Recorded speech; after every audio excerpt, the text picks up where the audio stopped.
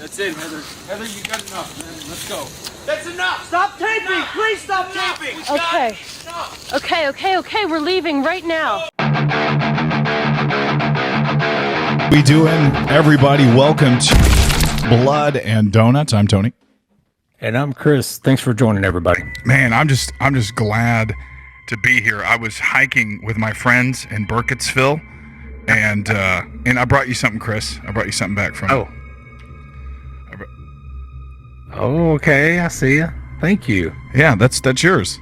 I hope no one gets mad at you for taking a a little effigy. No. Made of sticks. No. Yeah, that's for you. I found it. There was a bunch of them, so they're not going to miss them. And then I was hiking with a friend, but I guess he had to go home or something. He was gone. Okay. But I found this as well. Hopefully, I don't. I'll open. Right. I'm going to open that after the podcast. See, he must have put a letter in there or something. No, just Right. The Blair Witch. Important. The Blair Witch Project. Man. Yeah. I got some feelings about this one, man. I know. So, we watched this when we were younger, and I think at the time, we probably liked it and probably made fun of it, but I felt like maybe I didn't appreciate it as much back then. Dude, I don't that's not how I recall. Really? Yeah, I recall. We were all in. I feel like I remember it came out in 1999. We bought it on VHS. We didn't even have DVDs yet because DVDs didn't really take off until PS2 came out. I think that came out in like 2000, 2001. So I remember being mad at you because we were supposed to hang out on the weekend or Friday, and you had got it, but you also watched it.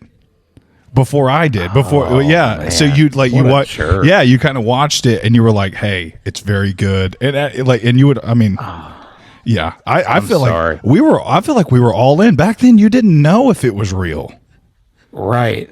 Even the title or the cover of the VHS is like, "Hey, 3 videographers go missing in the woods. Yeah. Here's their footage." Yeah, like.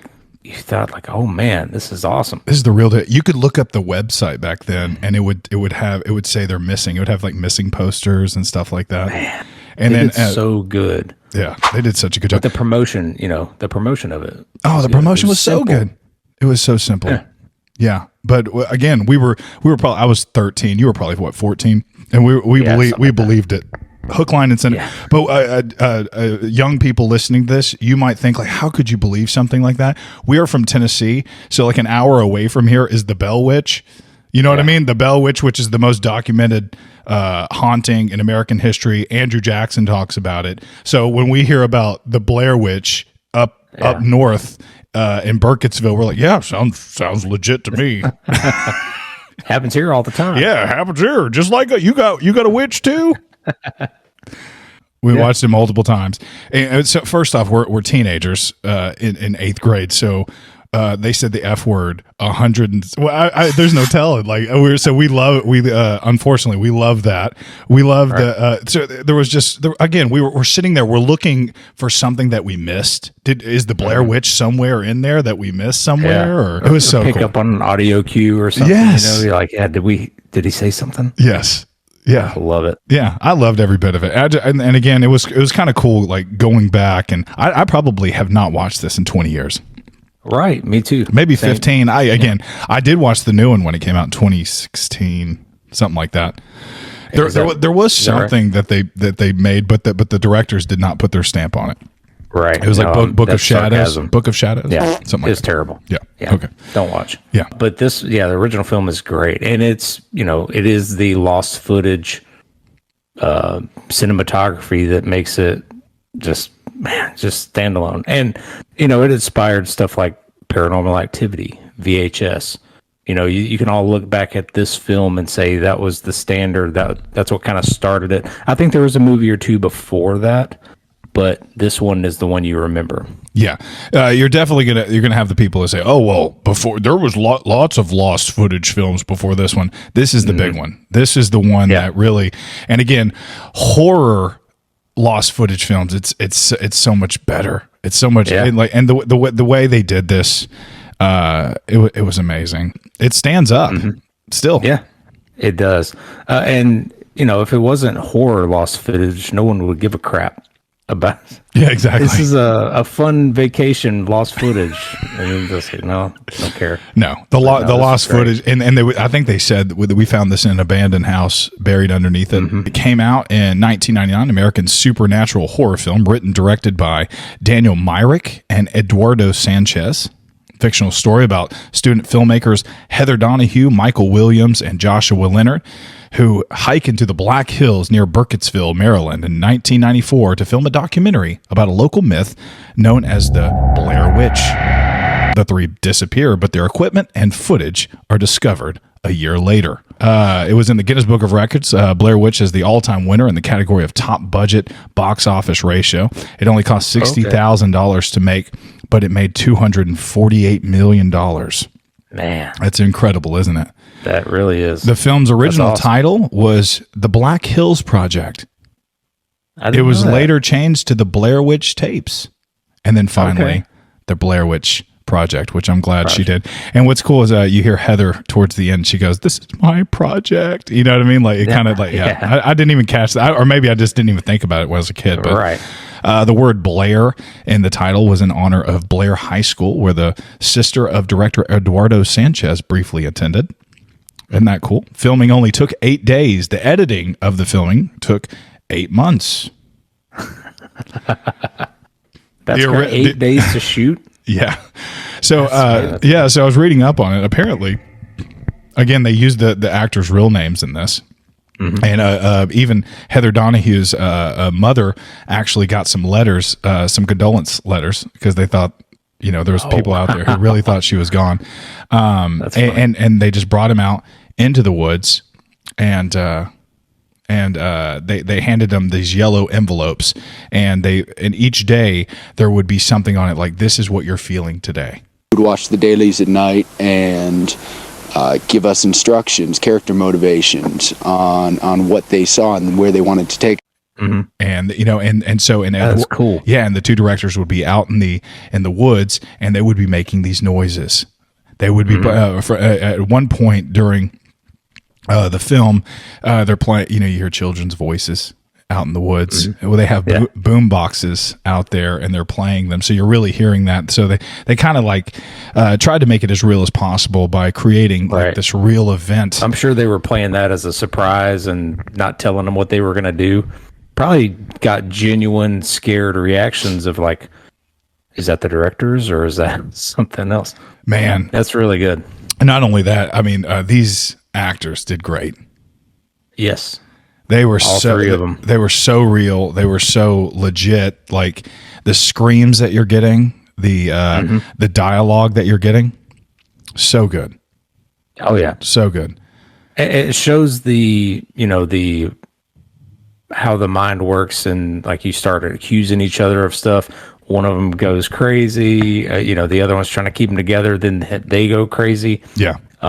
It shows the degeneration of their will to get out of there, and it's really well done. I like how they drag it along, and obviously like how they don't show any witch, any monster. There's nothing. No witch, no monster, but it works, and it's legitimately frightening, and I think it stands up today. I mean, 24 years later, it still stands up. That's something to be said about that. And you said the degeneration of how humans react in a situation. That's what made The Thing great. It wasn't just, well, the practical effects were amazing. And so was Russell's hair, but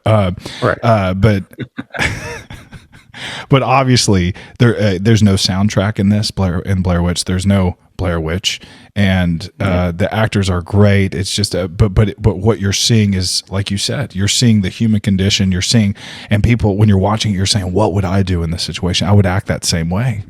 Right. I thought the same thing. I saw the guy. He finally kicks the map into the river or whatever, and he's laughing hysterically. I feel like I might have done that if I was mad enough. Yes, because he was really like the closet anger guy. Oh yeah. He was. You could tell he was starting to get real mad. But then he kind of comes around though. Yeah, he does. He finally gets it together after Joshua starts losing it. But yeah, it's all just the actors are great. Have a few. Again, I think I talked about a few of these. Authentic acting, the screams, the dialogue. I love the interviews at the beginning. Those people did great. Those are those are just on the spot interviews. Remember the mom and the kid, and she's getting interviewed, and it's like the perfect moment where the kid goes no when she's telling the story, and she goes, it's okay, mommy's telling a scary story, but it's not true. And then she looks at the camera and she goes, It is true. It is true. Like she mouths that. I thought that was perfect. Right. That was really good. Yeah. The girl that played Mary Brown. I really kind of scared. The crazy lady is You think, is this the witch? Was this the witch? She could have been the witch. Yeah. Like I remember thinking that at the time. You're like, that's got to be her. Yeah. Because she has a gate made out of sticks and stuff like that. Right. I don't know. And she's the only one who survived who actually saw the witch.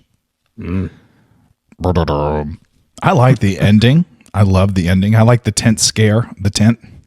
I'm gonna go ahead and give my rating.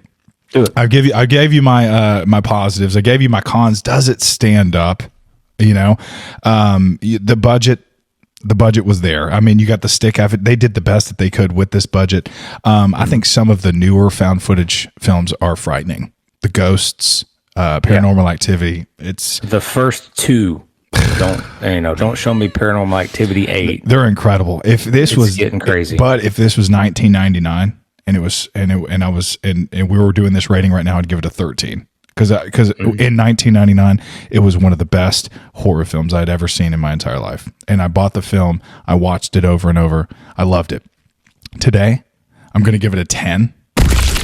Which I think is a fair score. I think it's a classic. It is definitely in the top 100 horror films of all time, probably top 50, just because of what it did with so little, and I might even top 25 if I had to go down and list it. It's a great film, and that's why I give it a 10, man.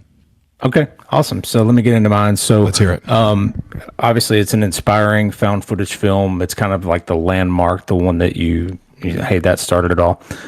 One of the best of its kind. It's very suspenseful the whole time. There is not a lot of fluff or filler at all.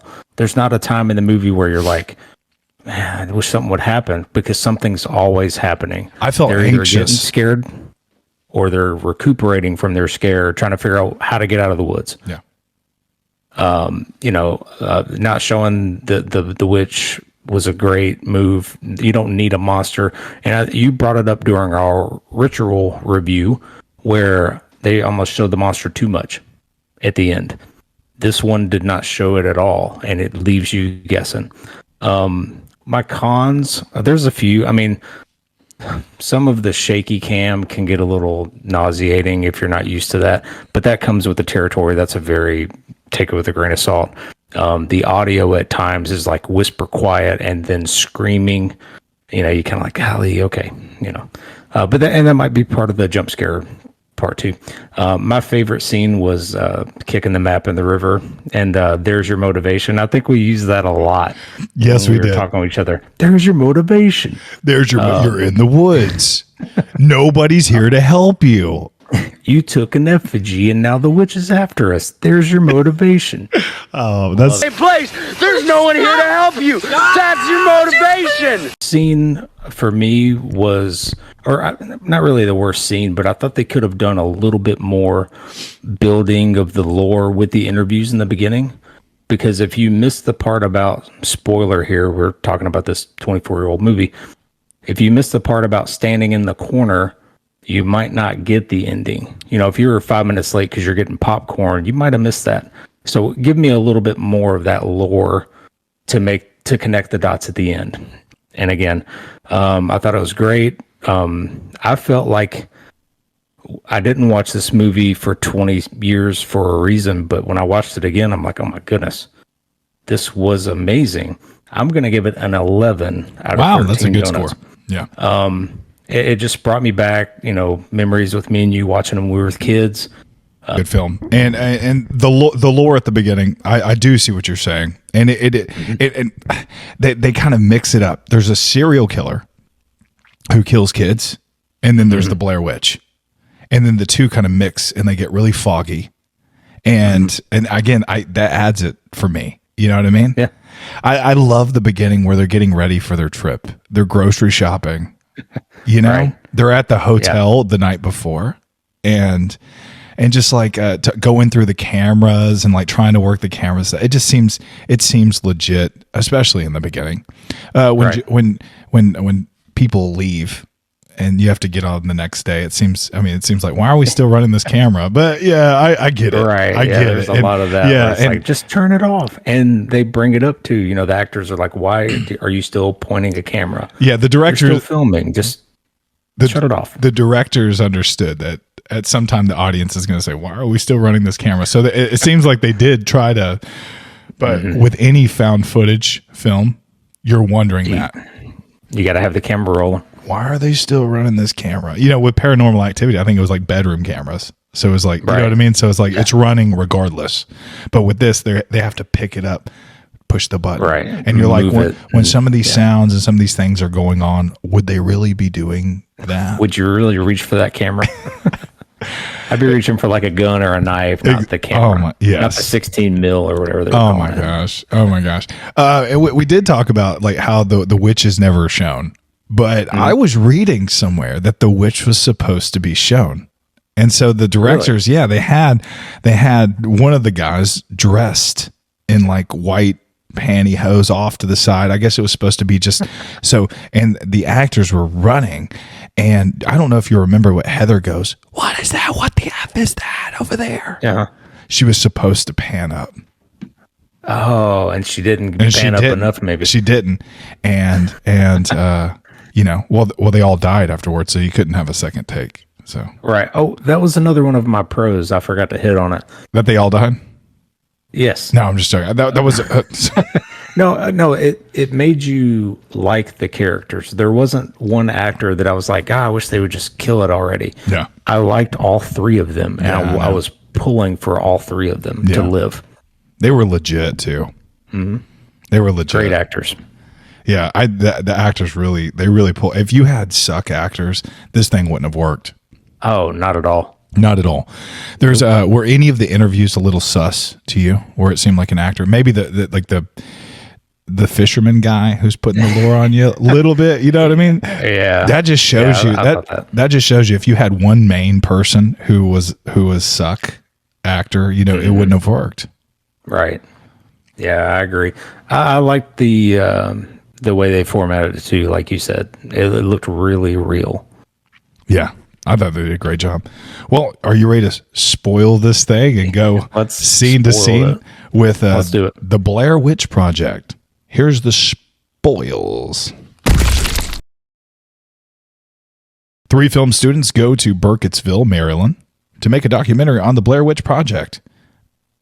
Blair Witch legend. Sorry. The director is Heather Donahue. Her main cameraman is Joshua Leonard. Michael Williams is the sound crew. The 3 go missing, but a year later, their footage is found in a bag, inexplicably buried under an abandoned 100-year-old house. Yeah, you know, meet the actors. It's all 3 of them. It seems like I like that they use their names. They're having fun. Yeah.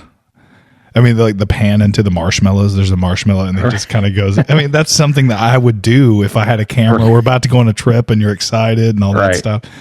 Man, almost like when we're setting up with a podcast and we're like, do we have everything we need? Do we, or, you know, does camera work? How's the audio sound? You know, you got Mike over there with his earphones on and stuff. Yeah. Or even like you and I, when we're going like on a trip and we're going to like Tunica or something like that, and we have like food and we're like, you know, taking pictures of the food that we have and we bring it on the trip. That sounds like something that we would do. So I thought, again, I was sitting there smiling while I was watching that. I like that. According to legend, the Blair Witch is the ghost of Ellie Kedward of the late 1700s, whom several children accused of luring them into her home to draw blood from them. Kedward is found guilty of witchcraft, banished from the village during a particularly harsh winter, and presumed dead. By midwinter, all of the Kedward's accusers, along with the half of the town's children, vanish. Fearing a curse, the townspeople flee Blair and vow never to utter Ellie Kedward's name again. Yeah. Okay. Lore. Sure. Okay. Right. Again, they don't say anything about her house. Like she's banished. I guess she must have found this house in the woods. Yeah. Set up shop. Yeah. And again, like, so this lore that we're reading off this synopsis, it's not that easy to gather from the movie, like you said. Not at all.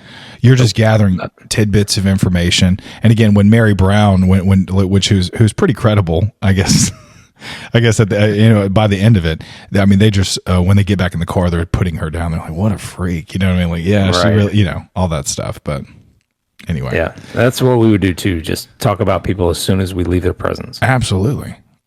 Of course. In 1825, 11 witnesses testified to seeing a pale woman's hand reach up and pull a 10-year-old Ellen. Where are they getting all this lore from? I did not piece all of this together. Into Tappy East Creek. Her body is never recovered. And again, it goes into more of the lore. The three filmmakers interview the country bumpkin types of Burkittsville who seem equally enjoying being on camera.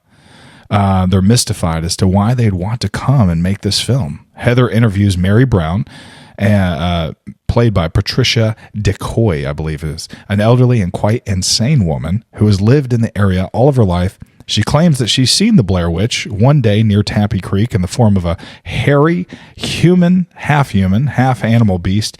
Two anglers tell Heather that Coffin Rock is less than 20 minutes from town, and the three decide to make the woods of the Blair Witch the centerpiece of their film.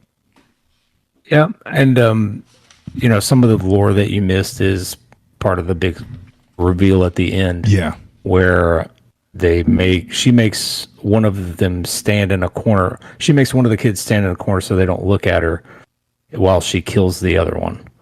Yeah, it also says that in 1941, starting with Emily Holland's total of 7 children were abducted from the area of Burkittsville, and then a hermit named Rustin Parr walks into a local market and he tells the people there that he's finally finished. After the police hike for 4 hours to this secluded house out in the woods, they find the bodies of 7 missing children in the cellar. Each child has been ritualistically murdered, disemboweled, and then Parr admits to everything in detail, telling authorities that he did it for an old woman ghost who occupied the woods near the house. He quickly was convicted and then hanged. Again, you don't get that much information. You just only get pieces of that. Right.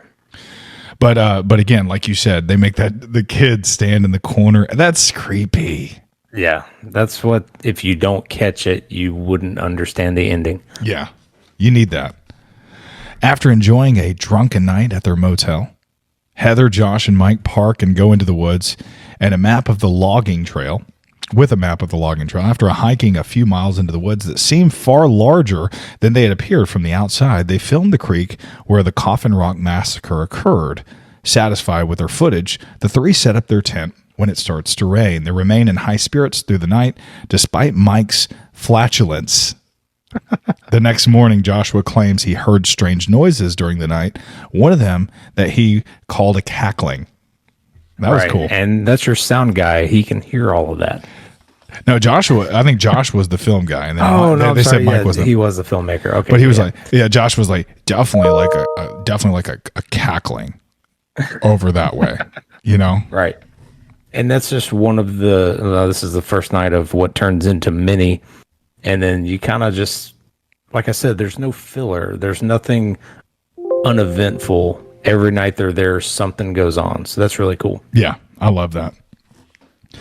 Consulting their map, the team decide to press on further into the woods in search of an old graveyard. But Josh and Mike are a little concerned about the accuracy of Heather's map reading. Having gotten them a bit lost the previous day, they set off, still in high spirits, kidding with each other, generally enjoying their weekend, while Heather remains confident that they're on the right trail and that they will reach the graveyard in about an hour and a half. It soon become clear that they are in fact lost. Tensions begin to mount, both men resenting that Heather continues to film them while they're lost.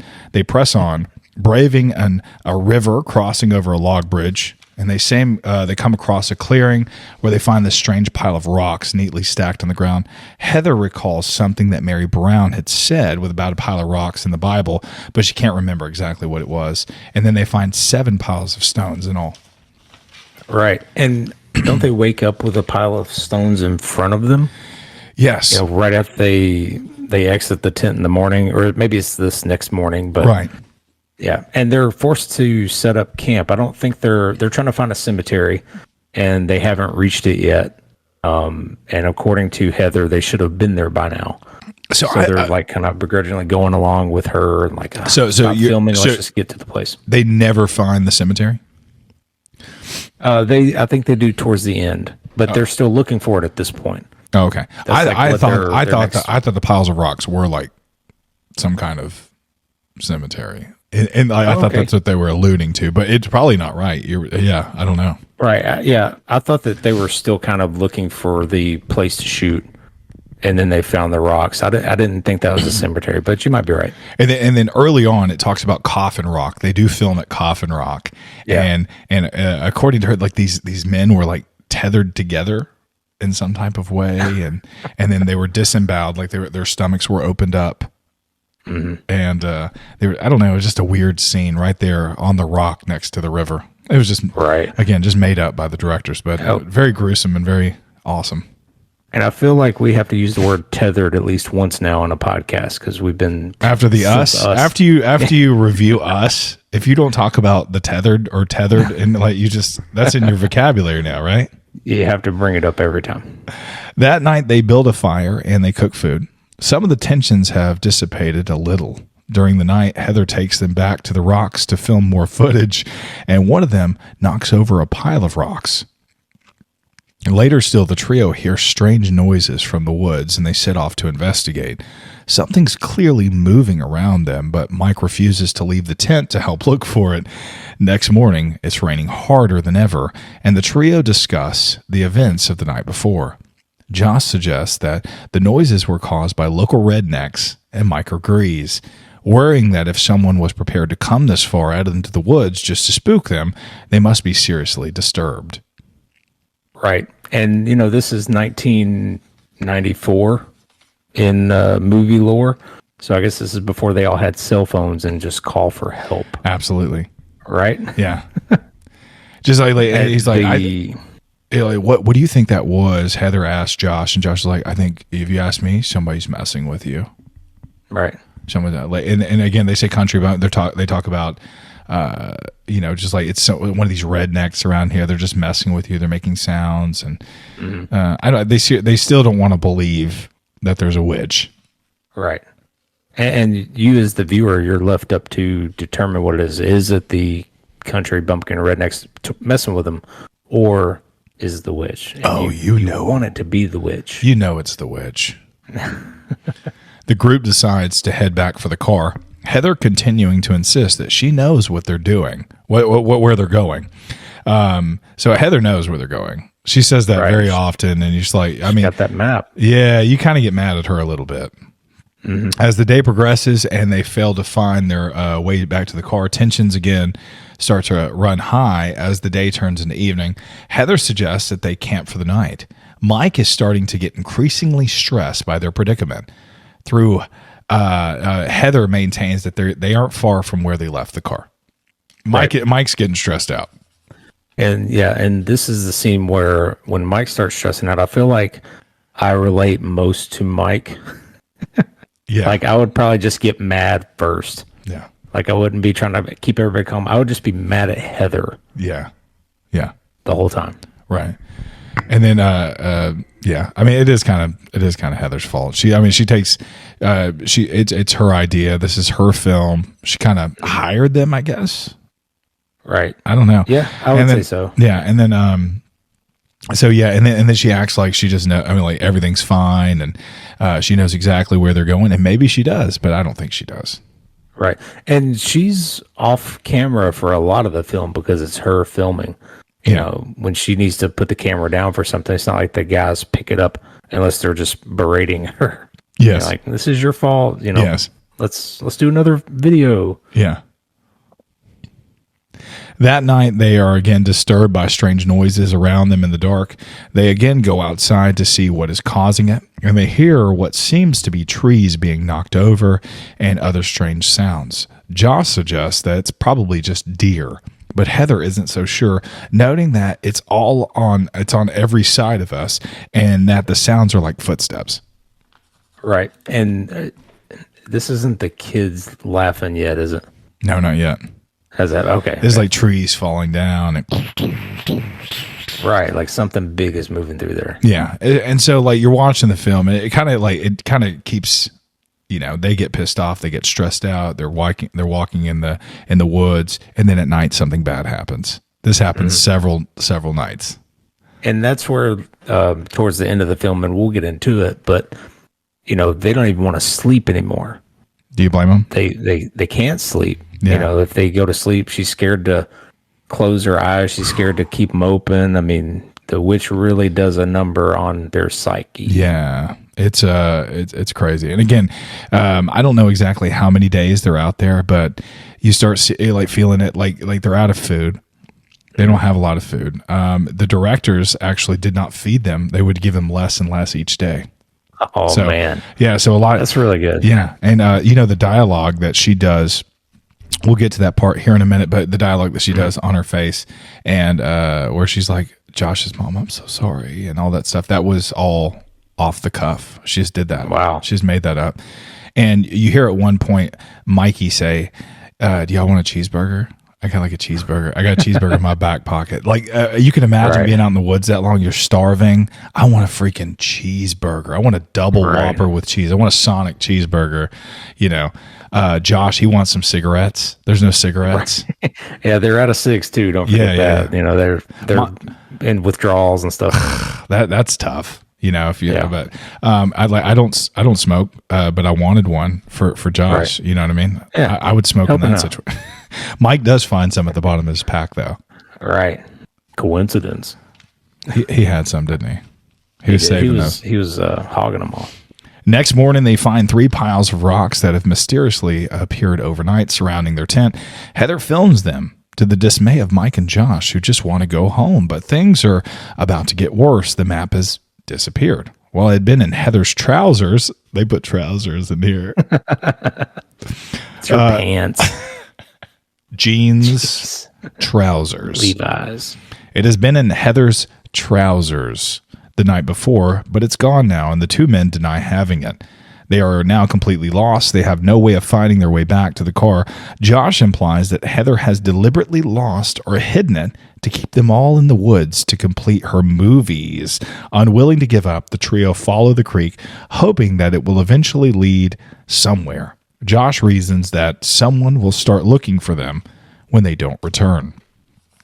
Right, because they're going to get that camera back, right? They just rented half of this equipment, it sounds like. Yeah. And I've seen this probably 100 times. It's been 20 years, but I'm sitting there and you have anxiety for him, and you're thinking I don't know why we do this as movie watchers, but we think that maybe there will be a different outcome, even though we know what the outcome is. Right. And I'm sitting there like, maybe they'll find their way. No, they're not going to find their way. I've already seen this. I've seen this. Right. Let's get that back. Let's get it back for Josh. Right. You don't want him to have that late fee that he's going to get when he gets back to video checkout. Poor Josh and this late fee, His girlfriend, he talks about his girlfriend. And his job, yeah, he's like, I got to work tomorrow. Yeah, it's things that you would be saying. You'd be like, I got to get that camera back. And then at one point he goes, okay, I've already come to grips. The camera's not going back. Right.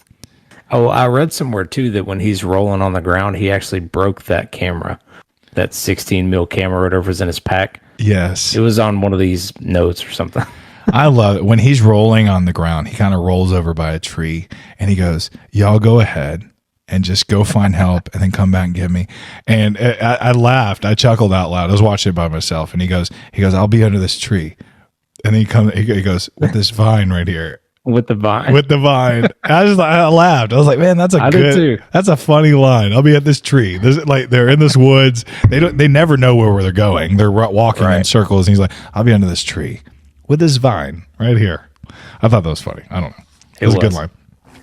They came to a river, which again proves difficult to cross, and already frayed tempers are stretched almost to the breaking point, with Mike now behaving even less rationally than ever. Heather is angry that the men are laughing at her when her shoes become waterlogged. That's a good one. That's a good point when they're just like, She goes, That's the worst. Yeah, and she's like, yeah, I don't think it's very funny, y'all laughing at me because my feet are. And then they both just bust out laughing and point to her feet. They're just hysterical. Yeah, at this point. they go. It's like one of those good moments, out in the woods and stuff. But like Josh says it best. He goes, all of our feet are wet. We're just trying to make the best of this situation. Right. Because you ruined our lives here. No, a near hysterical Mike admits that he threw the map into the creek because he felt that it was useless. Right. He's still hysterically laughing too. He's having a good time.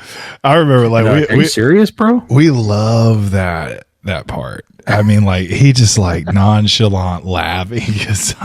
What's funny? That guy is, oh, never mind. And then they're like, what? And he's like, I kicked that map in the creek, man. That thing was useless. And he's just laughing.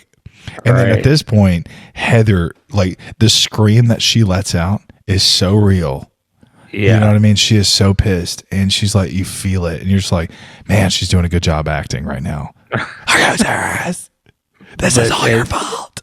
Right. And you're there with them. You're like, holy crap, Mike, you idiot. Yeah. While we were laughing, we were kids. As adults, I'm like, Mike, come on. Mike, that's very irresponsible. Right. Why do they only have one copy of the map? That map that map was trash too. When they opened it up, it was black and white. It looked like layers. That thing was trash. Right. Come on, Heather. Do better. Right. Get on the internet. Pull up your phone. Yeah. Pull up Google Maps and get them out of there. The signal. Yeah. And find some reception. So you're trying to tell me not one person on that trip didn't have an iPhone? Surely somebody has an iPhone on that trip. Right. Pull out Google Maps and just get out of there. Like iPhone 2 is out by then. Surely, right? Yeah. Man, Mike and Josh nearly come to blows. Yeah, Josh is about to beat Mike's butt right there. Really. So Heather, she was screaming and she was hitting him too. Heather screams abuse at Mike, becoming even more hysterical than he was.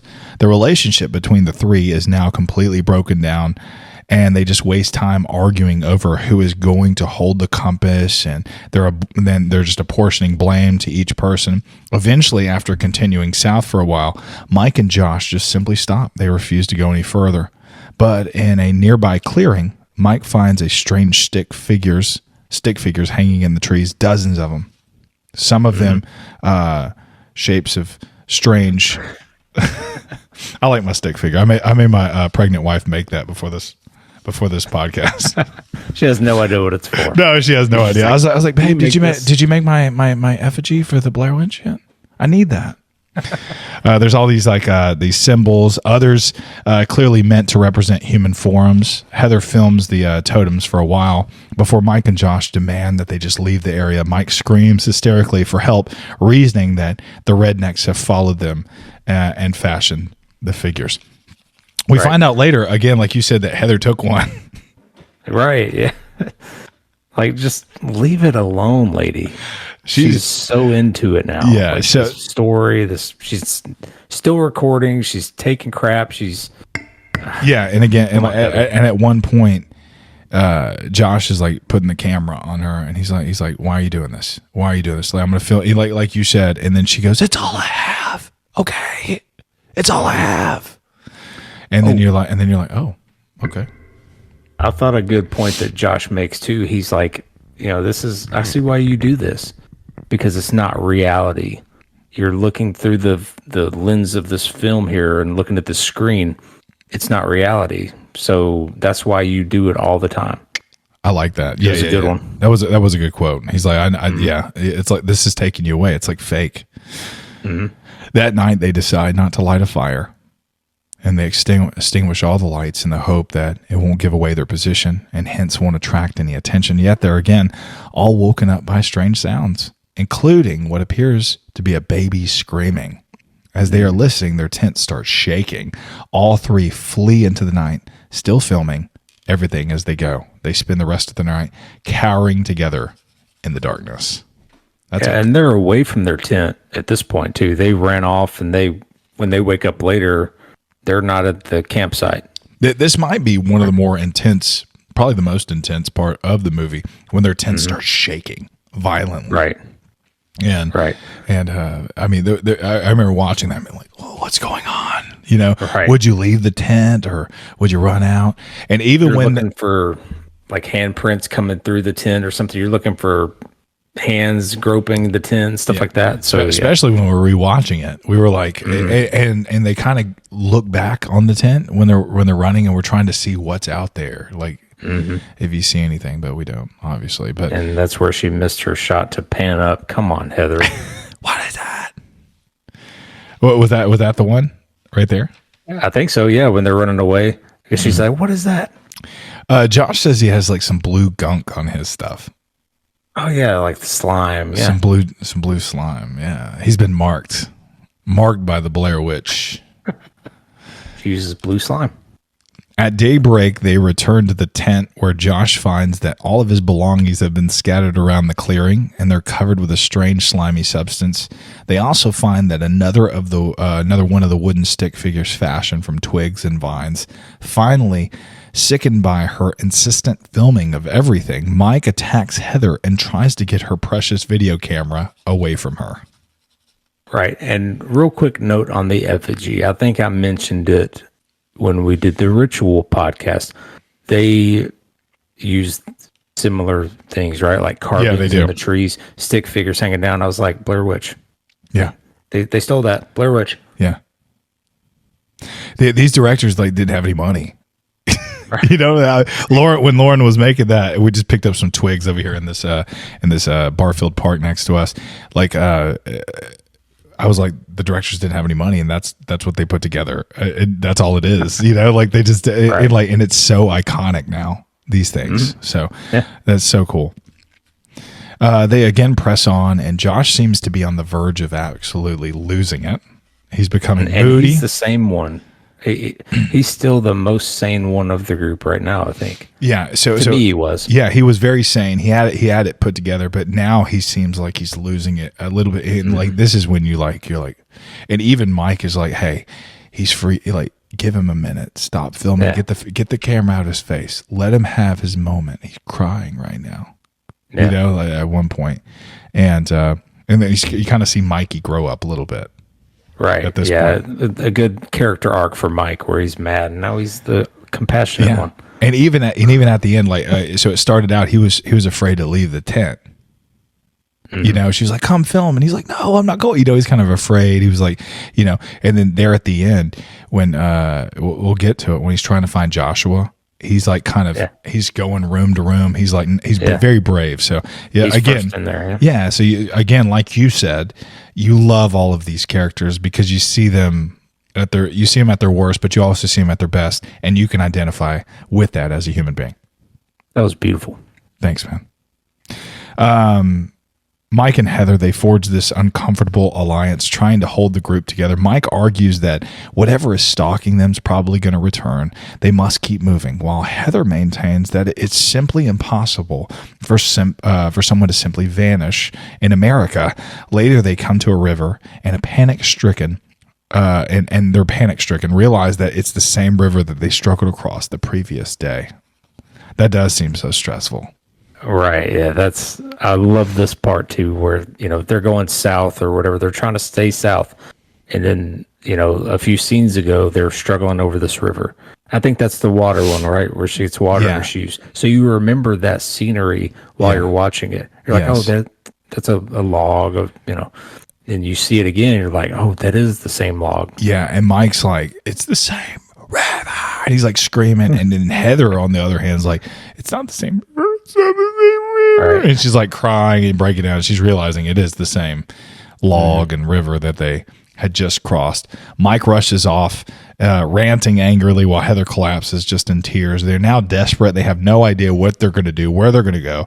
They've been heading south all day. They simply just end up where they started from. Heather has no explanation for it. Joshua's anger and frustration finally boils over, and he's turning the camera on Heather. He taunts her about her ambition and obsession, and that has led to them being lost, cold, hungry. Mike tries to calm things down, but Josh persists. Torments Heather until she again breaks down in tears. It's all I have. It's all I have. Leave me alone. That kind of thing. There's your motivation. Here's your motivation. I love that. We use that so much. Night falls again. They're forced to sleep in pretty much the same place that they slept the night before. Now they're too tired and emotional to fight anymore. They just discuss the food that they miss the most. I have a cheeseburger in my back pocket. Heather repairs a hole in Mike's jeans. That's a good moment. Yeah. She's trying to help the crew out. She's trying to kind of probably, mend together their relationship right now. And she's mending his pants. Oh my gosh, Chris. See? And they kind of keeps their mind off of the impending doom that is just like scary ass witch that's outside. That's like right here. Next morning, Heather and Mike, they wake to find that Josh has vanished. They search the area around the campsite, but there's no sign of him. Mike believes that Josh has simply gone off for some time alone, but even after they have packed up and broken down the tent, there's no sign of him. Totally demoralized and very disturbed, Heather and Mike move on, trying to keep each other's spirits together. What do you do? Right. Yes. You would have to stay there. Like, you can't just leave the guy. I was thinking the same thing. I was like, what would I do? Josh is gone.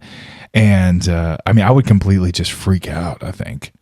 Yeah, like you couldn't move. You would just walk around like they're doing, Josh, call out for him, and there's your day. And you didn't go anywhere again. Yeah. And again, you're thinking like maybe like he freaked out the night before, so maybe that was enough to make him just like go off on his own, but all of his stuff is here. Yeah. Oh, you're right. All his blue slimy stuff is still hanging out. All of his stuff was just hanging out. So night again falls, and they wake up to strange noises in the woods, including what seems to be Josh's agonized screams. They stumble around in the dark looking for him, but there's no sign of him. It's impossible to tell which direction where the screaming is from. I kind of forgot that Josh is screaming in the background of this movie. Right. And that's kind of where you're like, okay, it's real. He's out there, and don't they say they're like, that's not him. It can't be him. Yeah, and I turned it up all the way. I even had the captions wouldn't play it, but I was like, what is he saying? What is Josh saying? And I couldn't hear it. He's like, he's like speaking a different language or something. It's like, but it's definitely his voice. You can hear his voice. It's definitely Josh, but you don't know what he's saying, or he's saying "help me." I think at least one time. Is it, you do hear that? I thought so. Yeah. Oh, that's awesome. Help me. Yeah, that's a good moment in this movie. But then they're just like, it's not him. It can't be. So they don't rush out. They're scared it's a trap or something. You think? I would too. If Josh is out there and he's screaming, wouldn't you just turn all the lights on and scream back and say, "Hey, just come"? I thought they did. I thought they did scream for him. I thought they were like, Josh. Yeah, right. But they didn't like run out in his direction. I got you. I don't think. I think they stayed close by the campsite. Again, they don't know what direction it's coming from. It's like from all around, kind of weird, and I don't know. Yeah, I would think instead of like a witch that he's like hung up somewhere. Like he broke both his legs. He fell out of a tree or something. We need to go find him. That's what I would think. So I was thinking the same thing. You got to go to him. Yeah. Go find the guy. At daybreak, Heather finds a strange bundle of sticks held together with twine. And I like my stick bundle. That was hard to make. I made that one. Was that harder than the effigy? Lauren made the effigy, and no, it was not. Mine took 2 seconds. You struggled with a bundle of sticks. I did. They found the bundle of sticks outside the tent on the ground. She nervously picks it up. She tosses it away. She goes, "I'm just gonna move this from the front of the tent."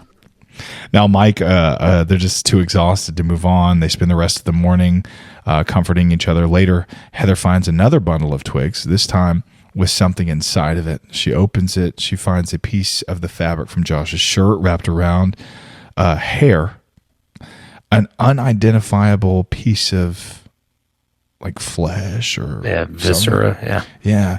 What appears to be teeth, all bloodied. Heather breaks into hysteria. rushes to a nearby stream, washes her hands before putting on her pack and joining Mike on another fruitless hike through the woods.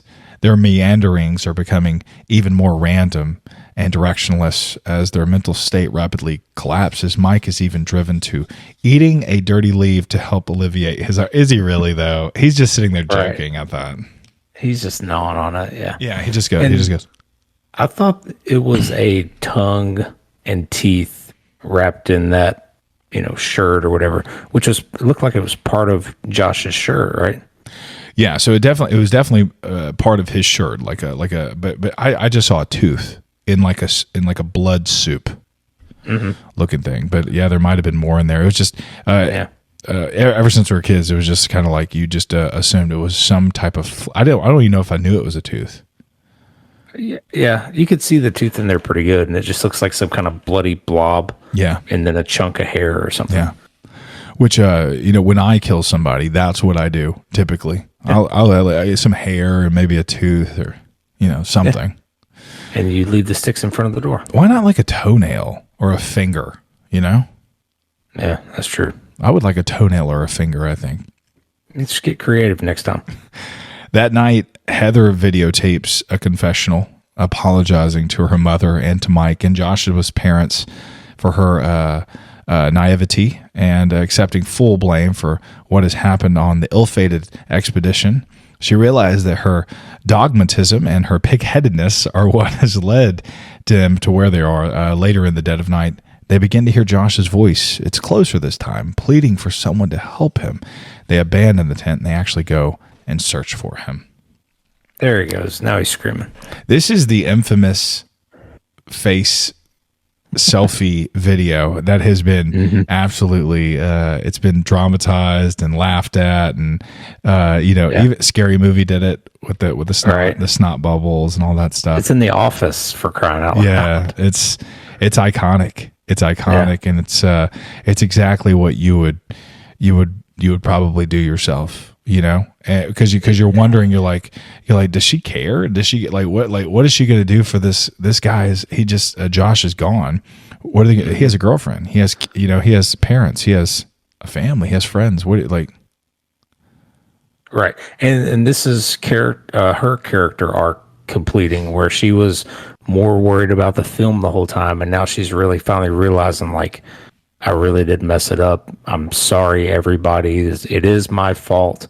So I thought it was a good kind of end for her, if you will. Yeah.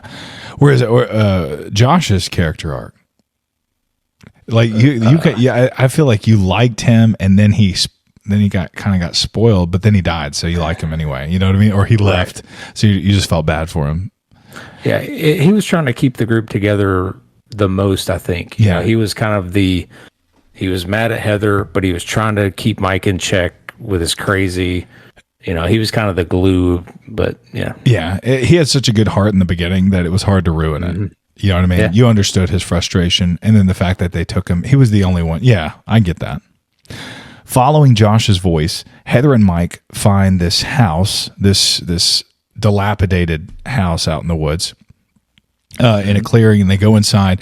They see the symbols on the wall next to a child-sized the handprints all over the wall. I remember going to haunted houses around this time, and they did a room like that, they wore it out. Yeah, they had children's.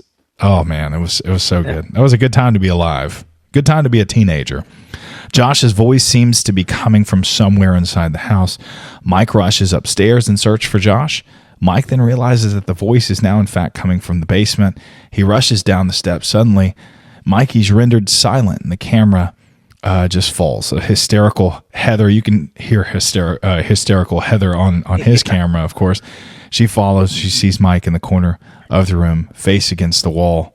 Suddenly, Heather's camera is knocked down, and she is too rendered silent. The film runs for a few seconds and then dies. Boom. I loved it. It's one of the better endings, like I said, especially if you catch the lore in the beginning, because it makes you think, you're like, okay, is it? But we didn't see anything. And then, like, when you talk about it after it's done, you're like, oh, hey, they talked about, she would make someone face the corner. Holy crap. Yeah. It really was the witch. Yeah. So like Loved it. to me, there's two types of reactions coming from a really good movie. And it's either you look at someone and go, man, that was good. You know what I mean? It was like it finished itself off very well. It just felt like man, that was good. And the other reaction is you're asking a ton of questions. You know, you're like, so she like it was in the corner and then it happened and then that and then that and then you know like it keeps the dialogue going. Is this real? Is this even real? Was this a real thing? Is Burkittsville really a place? Which I can imagine people were doing back then. Yeah, We did it, weren't we? Yes, we did. Yeah. We went on a quest to find out where this found footage. You bought what was the last broadcast? Yeah, we were told that was done first, which it probably was. I don't know. It was. Yeah, and they had they spent like $900 and made a couple of million or something in box office. It wasn't the same ratio as this, and they put on their VHS. It was like, you know, this could have inspired the Blair Witch. Yeah. I don't think it was tied directly, but they said it could have done it. It was first. Yeah. And like, again, it was good. I remember watching it with you. It was okay. Yeah. I mean, it was really, really low budget. Yeah. You know, you got $900 and, you know, that's mostly for the cameras probably. What's funny is what the Blair Witch did with with $30,000 or $60,000. I don't even know what it says between that. Most people today with their camera phones could make this. Actually, our camera phones are too good for this. Right. But with some, I mean, like, so it's crazy that they came up with this idea. It's crazy that they went out in the woods. I feel like the actors were perfect. They set this up perfectly. I don't think you could have done it any better than what they did. Right. No, they really knocked out of the park. I think it's like we talked about earlier, it's just a Hallmark film. It's really, you know, inspirational to a lot of the stuff that's come after it. And it still shows today. I mean, you can still see movies made today and you can say, hey, they kind of did that in Blair Witch. Yeah. You know, with the ritual. Absolutely. Yeah. And again, like a good Halloween film, a classic Halloween film, you will cite. You'll be like, that's from Psycho. That's from Halloween. And like you said, we watched The Ritual and we said, that's from Blair Witch, you know? Mm-hmm. And that's what makes a good film. Absolutely. And I mean, the director's using, you know, real hunger, real fear. I think that really played well and it shows. Yeah. And it holds up.